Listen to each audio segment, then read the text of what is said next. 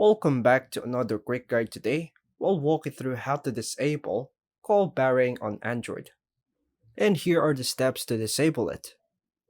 First, unlock your mobile phone. Open the phone app, then tap the three-dot menu, more options, or the gear icon in the top right. Tap on settings, call settings, or carrier features. Go to calling accounts. Select your active SIM card if applicable. Tap on additional settings or call bearing.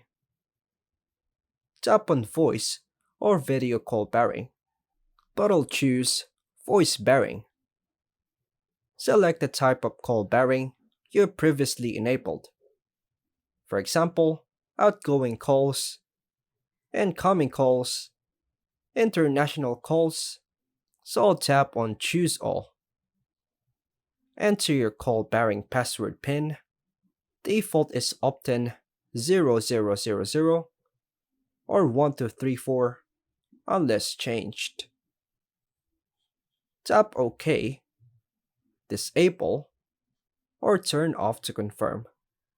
Wait for confirmation message that bearing is disabled. Reminder, if you don't know the PIN, contact your carrier.